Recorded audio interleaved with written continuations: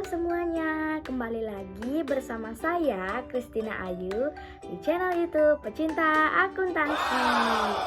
Pada kesempatan kali ini kita akan membahas mengenai cara membuat jurnal umum dengan mudah.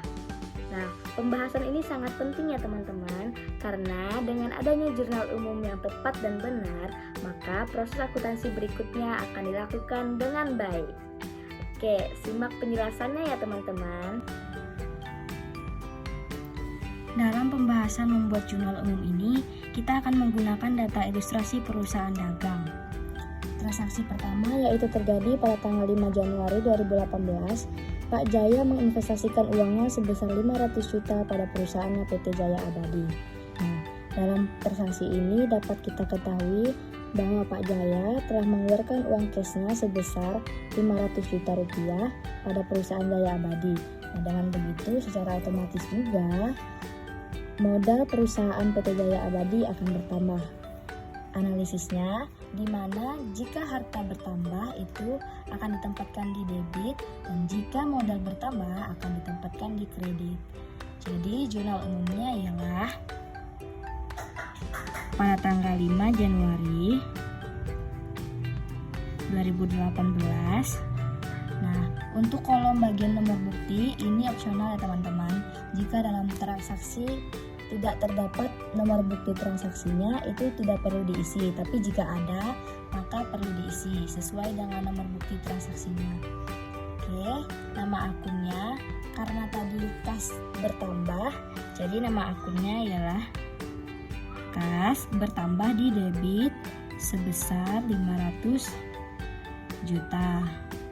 Lalu karena kas bertambah dan modalnya juga bertambah, maka nama akunnya ialah modal bertambahnya di kredit sebesar 500 juta.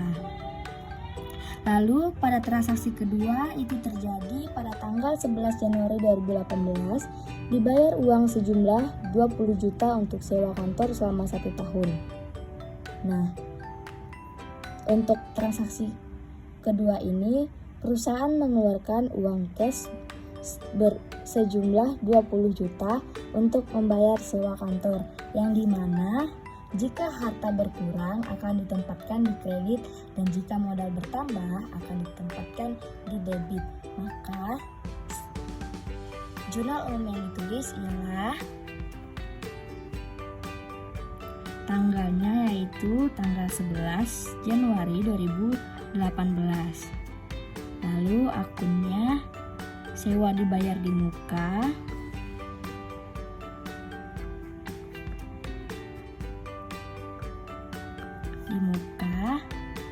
dan kas. Sewa dibayar di mukanya di debit sebesar 20 juta dan kasnya berkurang di kredit sebesar 20 juta juga. Lalu teman-teman juga bisa menambahkan keterangan di bawah ini seperti investasi Pak Jaya, dan ini bisa ditulis juga membayar sewa gitu teman-teman. Oke, kita lanjut. Transaksi ketiga itu terjadi pada tanggal 15 Januari 2018. Perusahaan membeli peralatan dan perlengkapan kantor masing-masing sebesar 10 juta dan 5 juta. Dari transaksi ini dapat kita lihat bahwa perusahaan telah membeli peralatan dan perlengkapan sebesar 10 dan 5 juta, di mana jika peralatan dan perlengkapan itu bertambah atau harta bertambah itu ditempatkan di debit, dan jika harta berkurang maka ditempatkan di kredit. Dan transaksi ini dengan membeli peralatan dan perlengkapan secara tunai, maka perusahaan mengeluarkan uang sebesar 15 juta. Jadi jurnal umumnya ialah tanggal transaksi 15 Januari, lalu peralatan di debit sebesar 10 juta. Dan perlengkapan di debit sebesar 5 juta.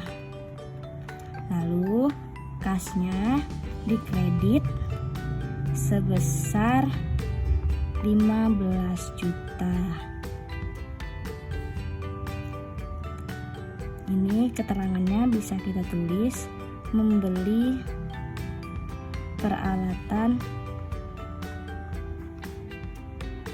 dan perlengkapan. Lalu transaksi yang keempat yaitu terjadi pada tanggal 20 Januari 2018 menerima pendapatan dari penjualan tunai sebesar 10 juta. Nah, dari transaksi ini dapat kita ketahui bahwa perusahaan telah menerima pendapatan atau uang tunai sebesar 10 juta. Jadi, dapat kita asumsikan bahwa harta bertambah di debit dan pendapatan bertambah di kredit. Kita tulis dulu di sini tanggal transaksinya yaitu tanggal 20 Januari. Lalu nama akunnya ialah kas. Itu di debit sebesar 10 juta dan pendapatan di kredit sebesar 10 juta juga. Oke, keterangannya bisa kita isi mendapat pendapatan.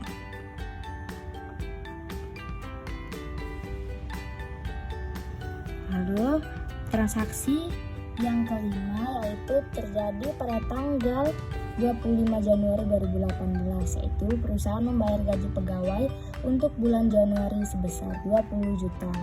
Nah, karena membayar uang gaji karyawan sebesar 20 juta dengan uang tunai, maka kas atau harta dalam perusahaan itu berkurang sebesar 20 juta dan beban gaji pegawai itu bertambah di debit sebesar 20 juta.